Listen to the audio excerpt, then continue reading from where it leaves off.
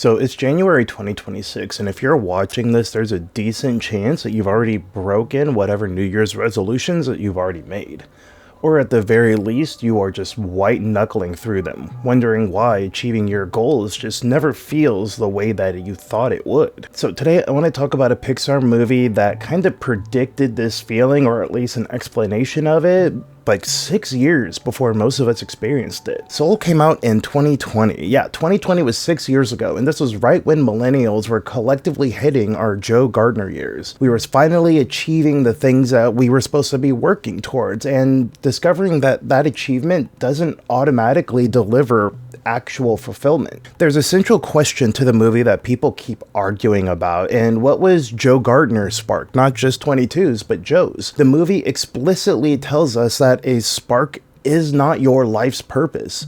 Jerry, one of the cosmic beings, says that directly. But then the movie spends 100 minutes showing us Joe obsessing over jazz and 22 discovering things like pizza and lollipops and sunshine. And these things feel like they matter specifically to the themes and message of this film. Critics wrote think pieces, Reddit threads went nowhere eventually, and even the director themselves, Pete Docter, the person who made this movie, refuses to give a straight answer when people ask him directly. And I think the reason that nobody can agree is because the answer only makes sense if you've lived through something specific. Something that most millennials and now a whole bunch of Gen Z are experiencing right now. And yes, I didn't forget about you too, Gen X. So let me walk you through this movie. We're going to kind of go through it beat by beat, and along the way I'm going to provide you my interpretations of what is happening on screen and the meanings of it. It might get a little bit existential, so just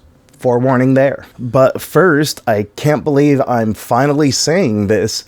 This video is sponsored by Aura, and I genuinely want to thank them and all of you guys viewing right now for making this possible. So here is a weird thought. While you're searching for your spark, your purpose, your calling, there are data brokers right now selling your personal information so they can find their spark. And their spark is usually money. Your profit potential, your addresses, phone numbers, family members, all packaged up and sold to anyone who is willing to pay for it. Like, I have 4 kids, so when someone buys my data, they're not just getting mine, they're getting information about my wife and my kids as well. And the thought of that just absolutely terrifies me. The way Aura works is they scan the dark web for your personal information before breaches become identity theft. You get a built-in VPN so you're not broadcasting your data in public Wi-Fi, a password manager so you're not reusing the same passwords everywhere, and real-time fraud alerts that catch credit card fraud before it absolutely ruins you. So if you want to learn more, go to aura.com/Reptarus on ice for a free 14-day trial. That is actually enough time for Aura to start scrubbing your info off these data broker sites without you having to lift a finger. So link is in the description or scan the QR code on screen. And genuinely thank you for watching. Sponsorships like this let me keep making these videos while also being present for my family. Your support matters in every single way possible. Alright, so thank you again to Aura, and let's talk about Joe Gardner and what happens when you finally achieve your dreams. Step on it, Daddy!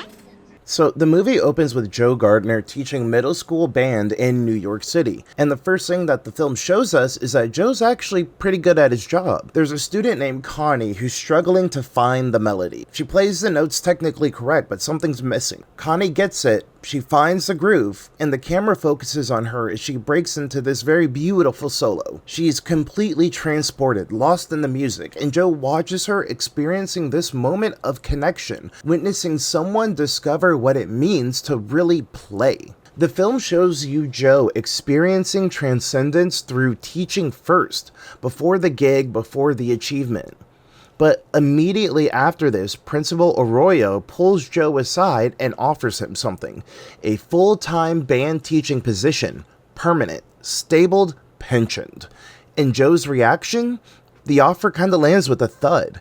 I mean, this should be good news. Job security, exactly what his mother wants for him. But Joe just looks deflated. Joe's mother, Liba, isn't wrong to want this for him. She owns a successful tailor shop in Queens. She's been the primary breadwinner for decades because Joe's dad, Ray, was a struggling musician. She lived the reality of what following your passion actually costs when you have bills to pay and a family to support. So when she pushes for stability, it's not because she doesn't understand, it's because she understands too well. The movie doesn't say this explicitly. You kind of have to do a little bit of lore searching to find this info, but it shows you. Liba isn't just practical, she's someone who's seen this dream destroy someone she loved. She lived with Ray's struggle, and now she's watching her son repeat the same exact pattern, teaching middle school while obsessing over the gig that's always just out of reach. The movie positions her as an obstacle in Act 1, but she's actually the only person who already understands what Joe won't learn until the end. But to Joe, stability feels like giving up, not winning. Both perspectives are valid, neither are wrong. And then Joe gets a phone call. His former student Curly is playing with Dorothea Williams, a famous jazz musician, and their pianist ended up quitting. They need someone for the show tonight.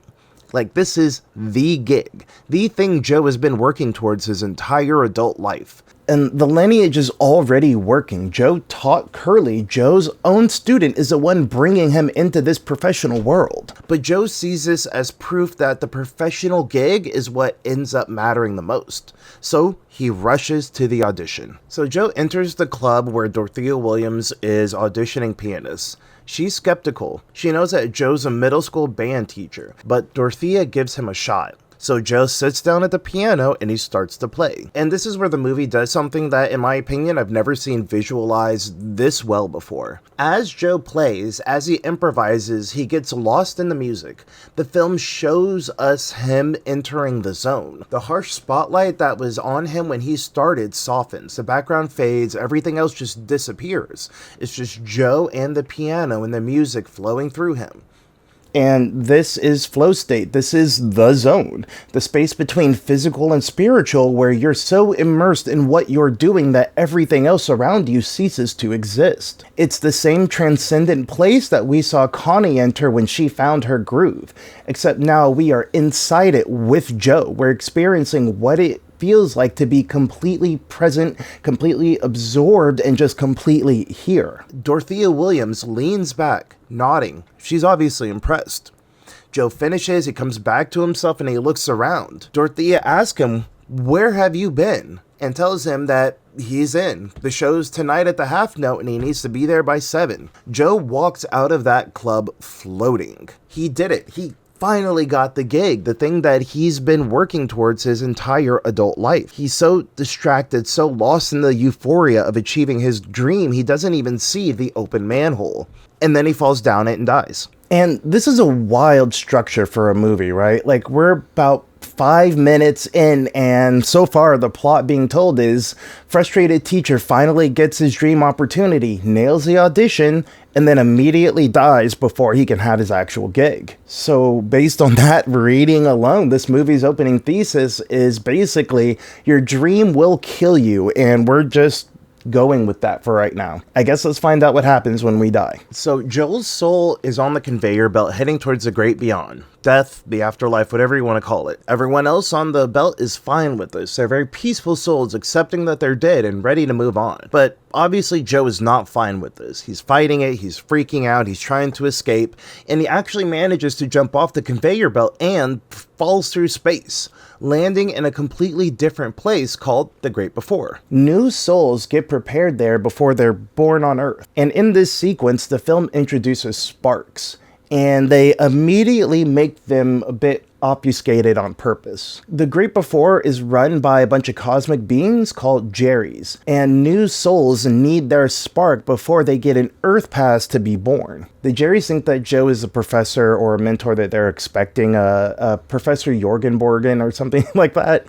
He plays along because, they won't send him back as long as he is useful. They assign him to mentor soul number 22, who has been there for millennia and never found their spark. And you can say that 22, played by Tina Fey, is a little bit of a problem child. 22 has never found their spark in thousands of years of trying. The 22nd soul ever made in the existence of Earth. The movie gives us a montage of 22's previous mentors: Mother Teresa, Muhammad Ali, Copernicus, Marie Antoinette, and Abraham Lincoln. Like, literally every important historical figure you can imagine has tried to mentor 22 and failed. Prestigious knowledge from the most accomplished humans in history, for better or for worse, none of it worked. These are people who definitely found their sparks. They changed the world by doing things their way, and none of them could help 22 find theirs. And Joe's plan to succeed where they all failed is by getting 22 interested in music,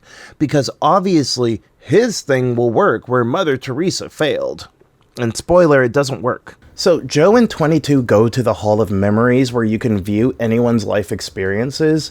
Initially, it's showing memories of whoever was supposed to be 22's original mentor, Professor Jorgenborgen, the psychologist that Joe is pretending to be right now. And the memories are exactly what you would expect: breakthroughs in his research, accolades, highlighted moments of his life. But 22 is perceptive. They catch on immediately. Joe is not the mentor that they're expecting. So the Hall updates to show Joe's memories instead. And here's what the movie reveals about Joe's psychology. Every single memory in his hall is a rejection or a very lonely moment. All of them focused on music. Auditions he didn't get, gigs that fell through, moments of isolation and failure. Not teaching Connie, not connecting with his students, not moments where he was actually in the zone doing what he loved. Just the evidence that he had failed in whatever he thought his life purpose was. Joe has filtered his entire life through this single question: did I make it as a professional jazz musician? And his internal answer is no, which means that his whole life had been a waste. 22 is seeing Joe's memories the way Joe remembers them, not objectively, but through his wounds. That is why he's so desperate to get back to Earth. It's not about playing the gig, it's about providing himself. It's about proving to himself that his existence mattered, and it still matters. But here's a mutually beneficial deal that they end up agreeing with. If Joe helps 22 find their spark,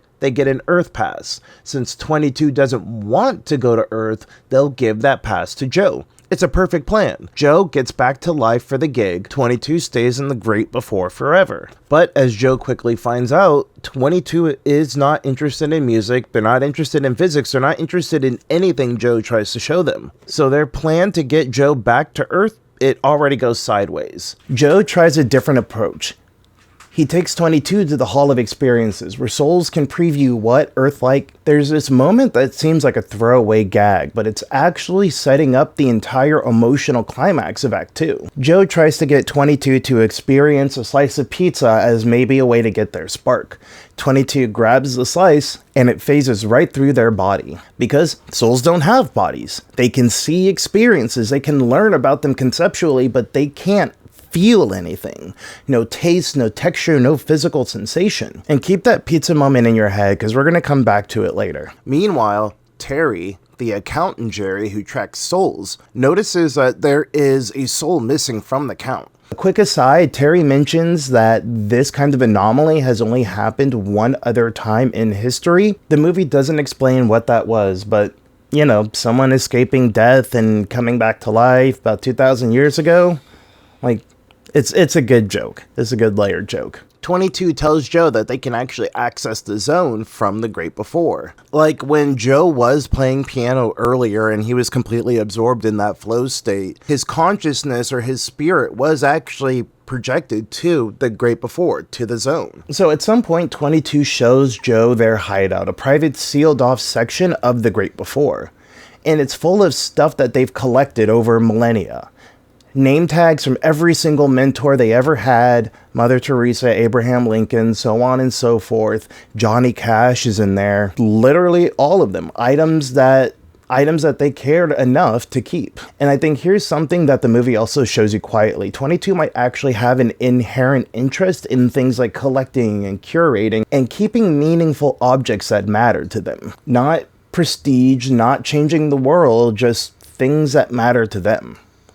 but that's not the kind of spark that mentors were looking for. So they keep trying to inspire 22 with their accomplishments, never noticing what 22 was already doing right in front of them. And then there's actually a group of people on Earth called Mystics Without Borders who can access it through regular meditation. 22 knows about one of their leaders, a guy named Moonwind, this guy who does street meditation via sign spinning in New York, as someone who could help lost souls. And the movie shows Moonwind helping a lost soul. A hedge fund manager of all people, like they don't have souls. Anyways, look, hedge fund managers are like cats, they don't have souls.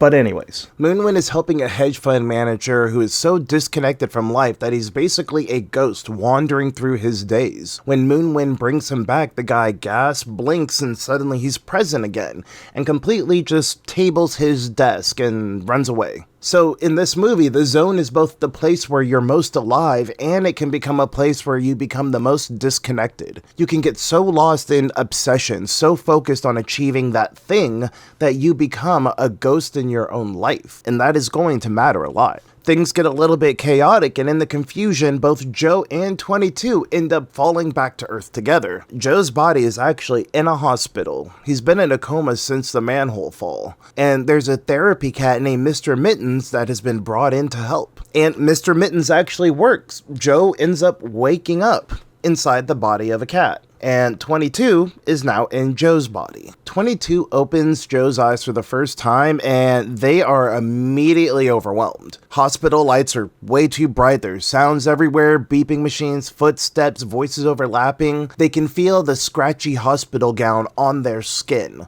The air has temperature, everything has texture. I'm using this term because I have kids that this applies to. This was basically an autistic meltdown. For someone who's existed as a formless soul for a millennia, physical sensation is apparently way too much. Joe discharges himself and they make it outside, and if the hospital was overwhelming, New York City is a full-on assault of the senses.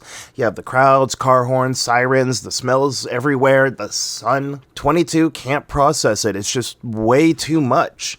They're shutting down, trying to find somewhere quiet, somewhere to just breathe. And Joe, as the cat, is trying to guide them. They need to get to his apartment. They need to figure out how to fix this, but 22 is barely functioning. And then Joe does something very simple. He steals a slice of pizza from a street cart. He gives it to 22. They take a bite. It's so good! Sus.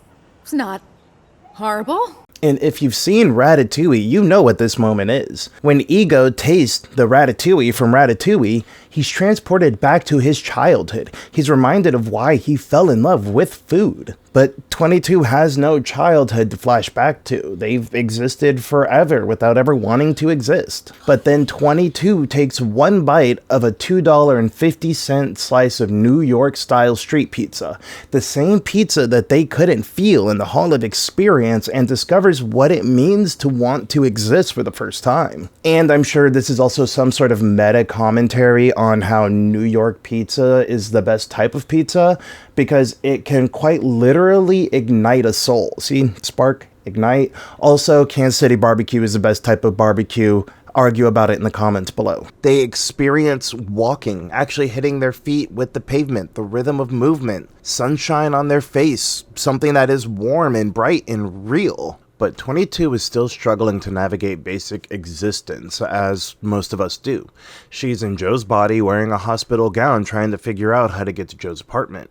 So they get a cab, and when the cab pulls up, 22, still in that hospital gown, looking disheveled and confused, sees who else but Dorothea Williams. Dorothea, the jazz legend who just hired Joe for the gig of his lifetime, sees what looks like Joe Gardner strung out in the middle of a day talking to a cat. So she makes a judgment call. This is not someone who's fit to play the half note tonight. This is someone having some kind of mental crisis. Joe gets a call from Curly and finds out that they're actually going to go with someone else for the gig. He's lost his chance. And Joe, trapped in the cat body, watches this happen. He watches his dream just slip away again.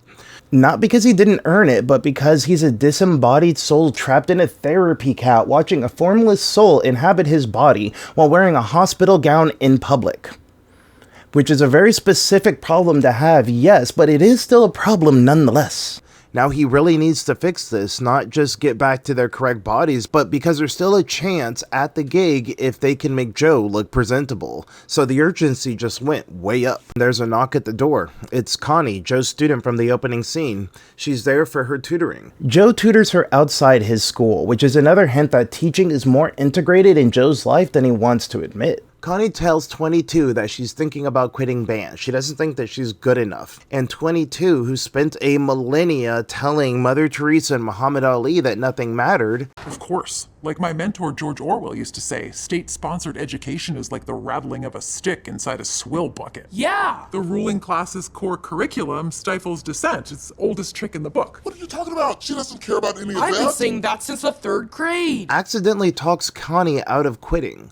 22 doesn't really value music, but she sees that it matters to Connie. And without meaning to, 22 helps her find a reason to keep playing. I need to know this, Joe. Why didn't she quit? Because she loves to play. She might say she hates everything, but trombone is her thing. She's good at it. Maybe trombone is her spark. I don't know. After Connie leaves, 22 takes a shower and gets all gussied up to get ready to go out. And Cat Joe tries to line up the hair and ends up just completely destroying it. So in order to fix it, they need to go to Dez's barbershop. Dez is the guy in the back. He can fix this. Talk about having a spark. This guy was born to be a barber. And I really love the layers in this scene. So first there's Dez, the barber cutting 22's hair. He's Joe's longtime barber and what the movie calls a professional listener. Dez talks about his own life. He's a Navy veteran who wanted to be a veterinarian, but money was tight but money got tight and his daughter had health issues, so he became a barber instead. He didn't get to do what he thought he was meant to do, but he found what he wants to do, what brings him joy, what brings him spark. Whoa, slow your roll there, Joe. I'm happy as a clam, my man. Not everyone can be Charles Drew inventing blood transfusion. And then also there is Paul, another customer in the shop. He's the neighborhood cynic. When Joe gets excited about the Dorothea Williams gig, Paul disparages him, very cynical, dismissive, crabs in a bucket mentality. Joe ain't getting no gig, Dez. You know he missed a close but no cigar. We have Dez, who found joy in unexpected work present in what he's doing, and Paul, who tears down someone else's passions. During the haircut, Dez gives 22 a lollipop.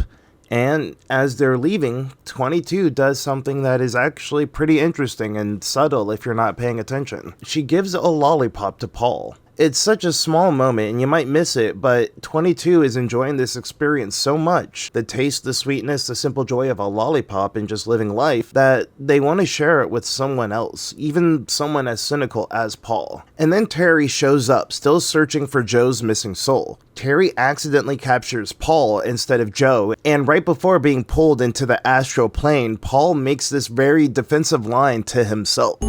Julia Child didn't succeed till she was 49. He says Julia Child didn't succeed until she was 49. Someone so disconnected from his own spark that he disparages others' dreams while rationalizing his own disengagement. If Dez said Julia Child didn't succeed until 49, it would mean there's no deadline for following your spark or liberation.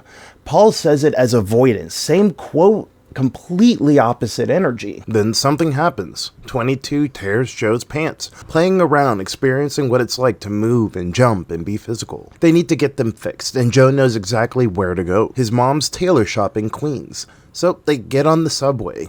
And when they get to the platform, there's a musician playing, someone busking in the subway, creating something real and unprestigious in this exact moment. 22 stops, listens, and the music isn't about technique or prestige. It's just there, being present in the moment, being alive. Joe's still not getting it. He makes a cynical comment about how 22 is only appreciating this moment because they're in Joe's body. And after boarding the subway, 22 accidentally bumps into someone and starts yelling at them. They kind of make a comment like, what's that guy's problem? Joe makes another cynical comment about how subways just wear people down. And I get it. I've done the soul draining commute, the thing where you're just surrounded by humanity, but you've trained yourself to tune it all out. You put in your earbuds, you stare down at your phone, you build walls so that the subway or the bus or whatever just doesn't crush you with this endless, exhausting presence.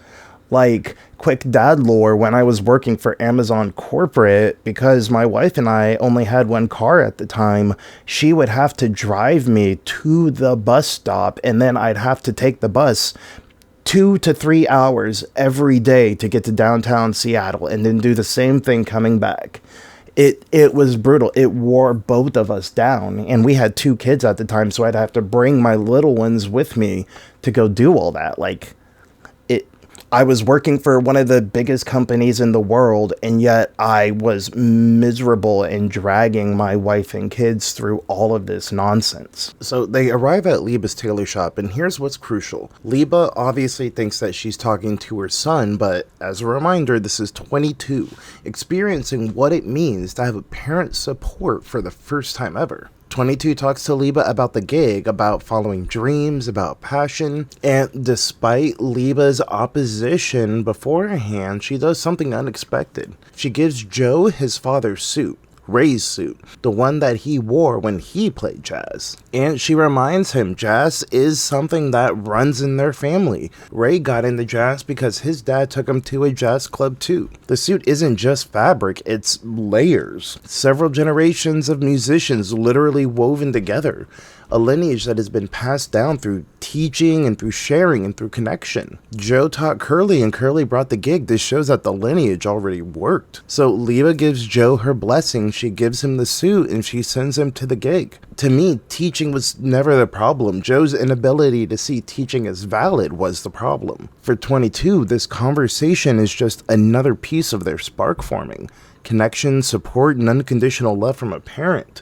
Things that they never experienced. And Joe, the cat, is still watching all of this, still not getting it, still thinking about him. After leaving Liba's shop, 22, wearing the suit, they're waiting for Moonwind to show up so they can swap back. Joe asks, "Are you ready?" And 22 tells Joe about their collection. Everything 22 has gathered during the day. A lollipop stick, a leaf from a helicopter seed, small, ordinary things. 22 has been experiencing Earth through Joe's body, yes, and somewhere between the pizza and the subway musician, 22 decides that they don't want to go back to the great before. For millennia, 22 refused to want anything. Now, after one day of living, 22 wants this. Not just existence, but life. But Joe still needs to get back in his body for the gig. So 22 runs. Not to get towards the gig, but to get away from it.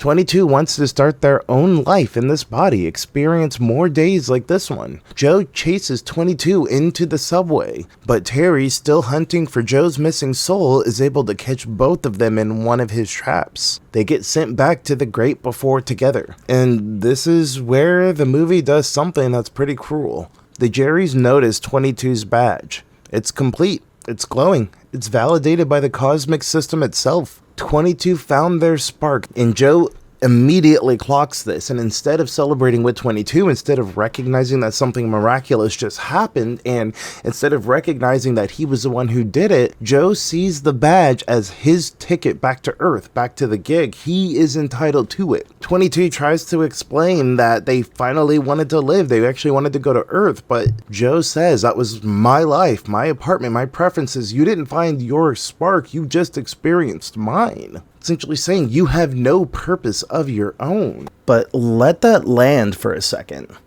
22 spent however many years being told by historical figures that they weren't good enough, they weren't ready, and they didn't have what it takes. They spent one day on Earth experiencing the most ordinary, mundane moments. Street pizza, a lollipop, helping a middle school child not quit band.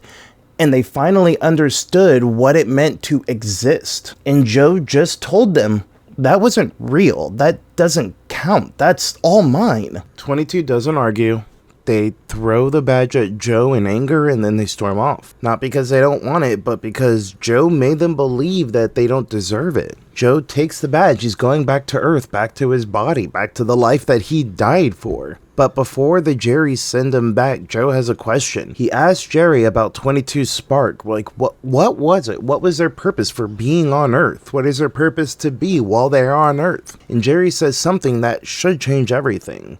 A spark isn't a soul's purpose. And anyone who wasn't paying attention just had the entire theme of the movie told to them directly. He repeats to himself, music is my spark is my purpose. And then Joe dives towards Earth, towards that pale blue dot that's suspended in space. He's going back to his body, back to the gig, back to proving that his life meant something. And 22, they're just left standing alone in the great before. Anyone who wasn't paying attention just had the theme of the movie told to them directly. Your spark, the thing that you need to get your Earth pass, is not your reason for living. It's not your destiny. It's not what you're supposed to do with your life. It's just a spark. It's an interest, something that makes you curious about living. Ugh. Jerry is literally telling Joe the answer to the question that has been driving him for the entire movie. And Joe, still holding 22's badge, still desperate to get back to the gig, hears this cosmic truth and refuses to listen. Joe wakes up back in his own body again. He's himself, wearing his father's suit, carrying the jazz legacy. Joe goes to find Dorothea before the show and he talks to her. Shows her he's lucid, he's capable, he's ready, that he was made for this. And Dorothea, seeing that whatever breakdown she witnessed earlier seems to have been resolved, gives him another chance. Joe's back in, the gig is on, he gets ready to go on stage. And here's where the movie does another really good gut punch to your emotions. The film builds this moment up with us. We're excited for Joe. We spent the whole movie watching him fight to get back to his life for this one opportunity. The music swells, he sits down at the piano, Dorothea counts off, and they start going. And he plays. And here's the thing, Joe's good. This isn't a be careful what you wish for scenario where he fails and learns a lesson.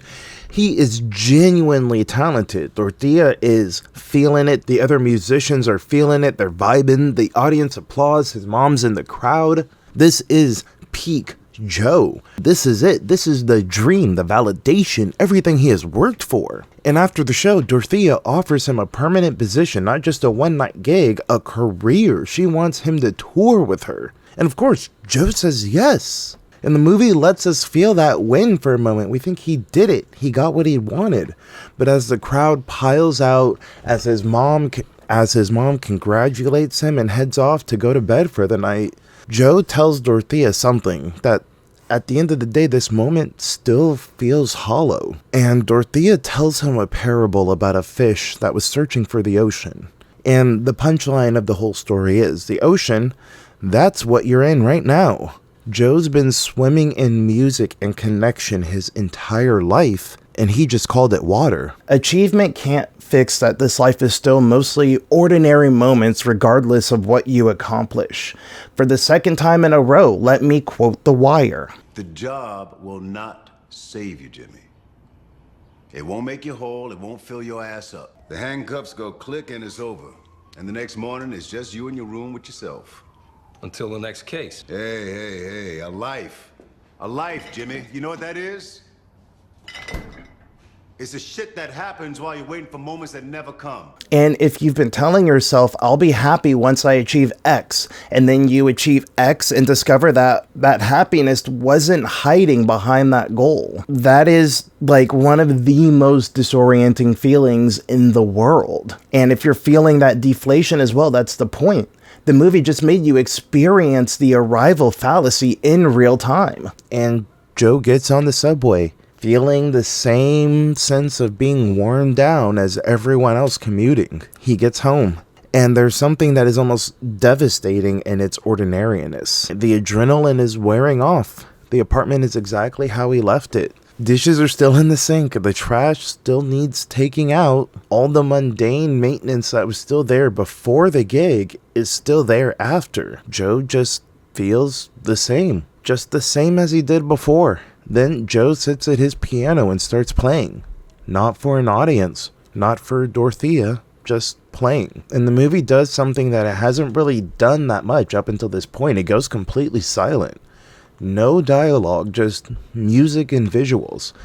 As Joe starts playing, something happens. The film shows him flashes of moments from the day, but not from his perspective, but from 22's. In first person, Joe experiences what 22 felt, talking to Liba, feeling a mother's unconditional support, helping Connie not give up, the joy of encouraging someone, walking down a New York street, just feeling the sunlight and presence and just enjoying being outside. Joe is reliving the day through 22's eyes, feeling what those ordinary moments meant to someone experiencing life for the first time. Then the camera pulls back from Joe's apartment to the building, to the block, to New York City, to the eastern seaboard, to Earth, all the way to galaxy, to the endless void of space. This movie reminds us of the true scale and scope of the universe.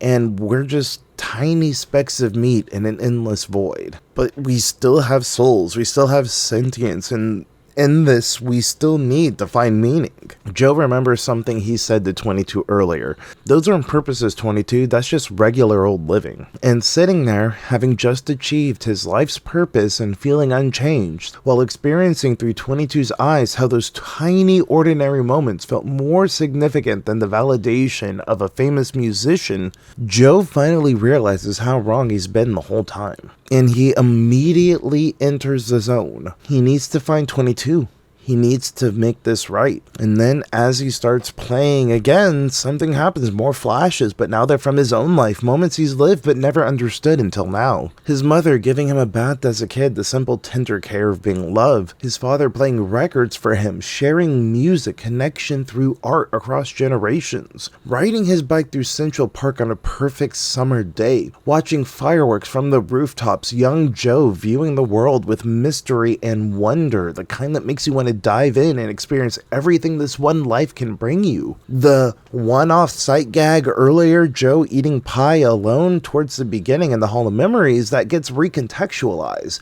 It wasn't sad, it was Joe taking time to enjoy a slice of New York diner pecan pie.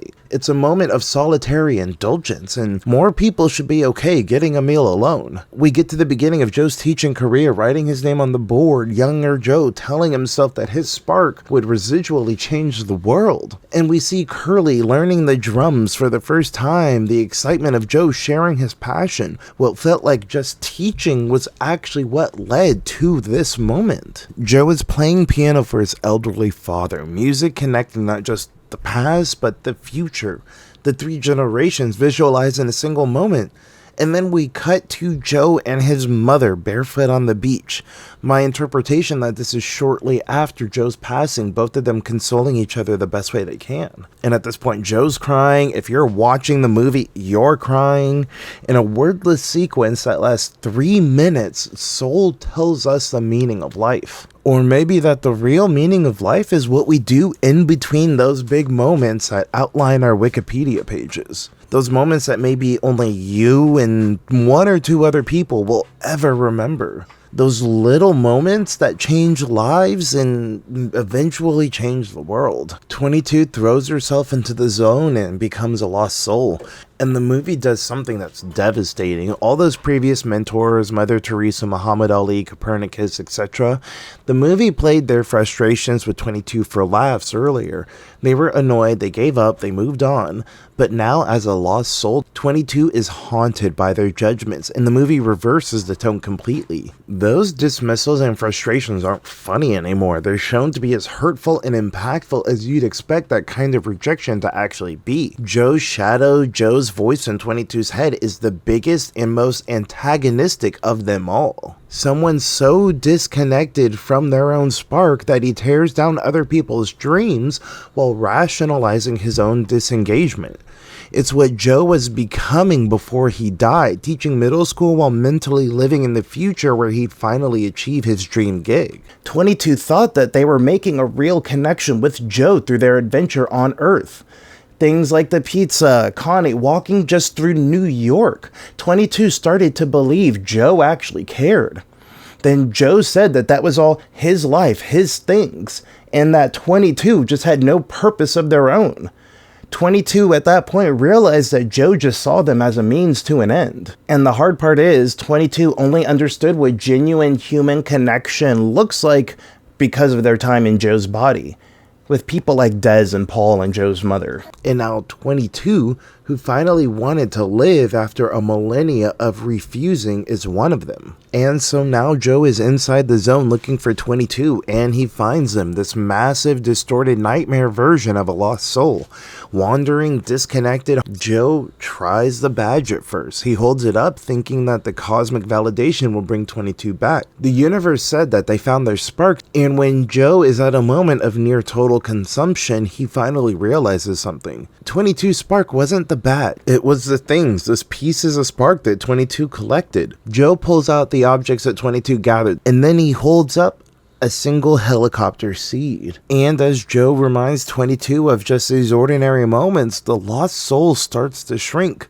The nightmare distortion fades, and 22 comes back. They're themselves again. 22 realizes that their life has worth not because a badge said so, but because they felt it. 22 looks at Joe. They're finally ready to live. And then here's where the movie shows us that Joe finally gets it. Joe hands 22 the badge. His badge, the one that would let him return to Earth and return to life. You should go, Joe says. He's giving up his second chance, his return to the gig, his entire reason for escaping the great beyond in the first place. He's willing to stay dead so that 22, the soul who spent thousands of years refusing to live, can experience what it means to be present on Earth. 22 takes the badge and they both head towards Earth, but because of the rules of the universe, Joe stays in the great before, dead, and he's at peace with it. He's ready to go to the great beyond. But while he's on that conveyor belt, Jerry, one of the Jerrys, stops them. They've been watching the whole time, and the council of Jerrys are moved. Joe is willing to sacrifice his chance at life for someone else's spark, and so, in a rare occurrence, they give him one more chance. They give him his own Earth pass. Not as a reward for achieving the gig, not because Joe earned it through playing well or giving 22 their spark, but because Joe finally understood what a spark actually is and was willing to give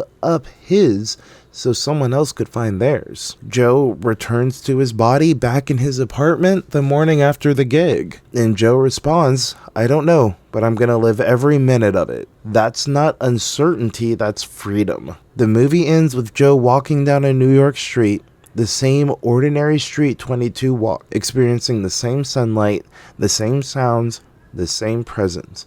Not because he achieved his life's goal, but because he's finally here. So here is what the movie is doing with this structure. Joe Spark isn't playing with Dorothea Williams. It's not even playing jazz professionally. His spark is music and connection. It's a category, which means that teaching middle school is a valid expression. Playing professionally is a valid expression. Playing alone at home just to help someone feel better is a valid expression of spark. None of these are settling. They're all legitimate ways to engage with the thing that makes you feel the most alive. The movie never explicitly tells you this because you have to learn this through lived experiences. You can't teach someone that achievement won't fulfill them. They have to achieve it themselves, feel the same way, and realize for themselves that presence always mattered before prestige, journey before destination. The lesson only works if you have been there. I mean, I'm 35. Yes, I know. I'm 35 and I'm an older millennial, and we're at this interesting generational moment right now where the youngest millennials are turning 30. What the hell? I'm sorry.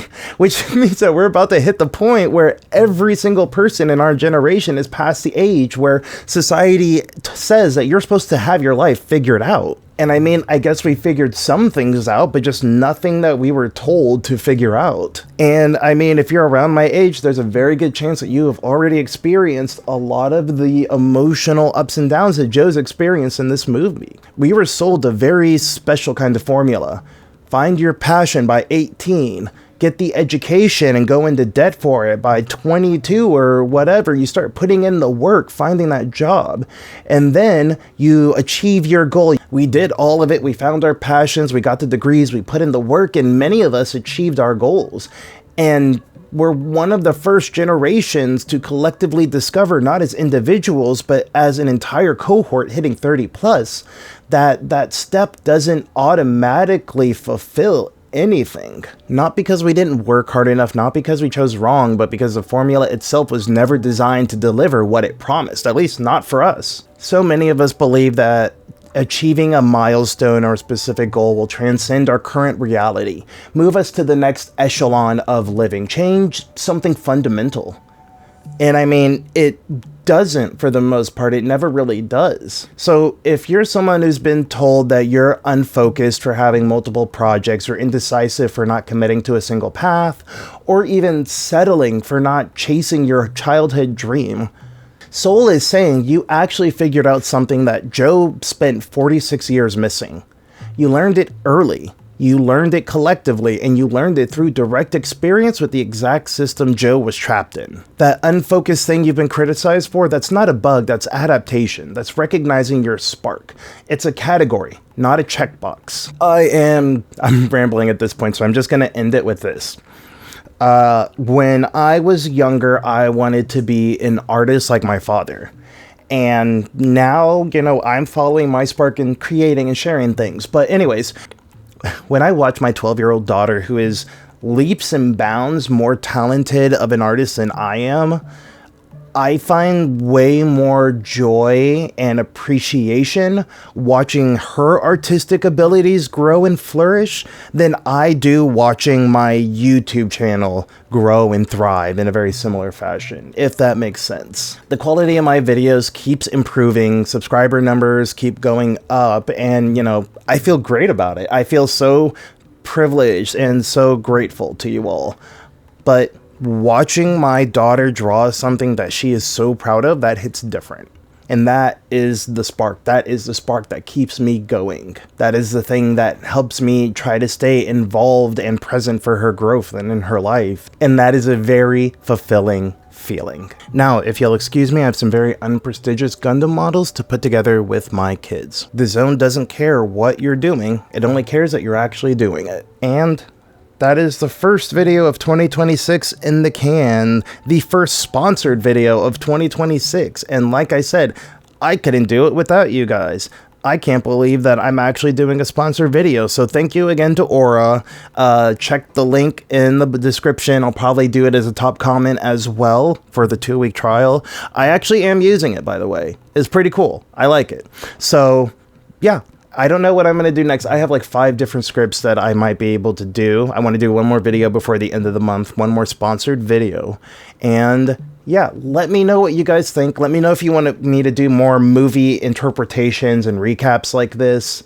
I'll do another one if this gets to like 1,000 likes. So we'll see. If you made it this far, you're the GOAT, you're the greatest, and I love you. So I'm going to get this video done, and we'll figure out what we're doing next. All right, thank you again. Oh, if you join the Patreon, I'm going to put up an ad-free version of this. So, ad-free version on Patreon.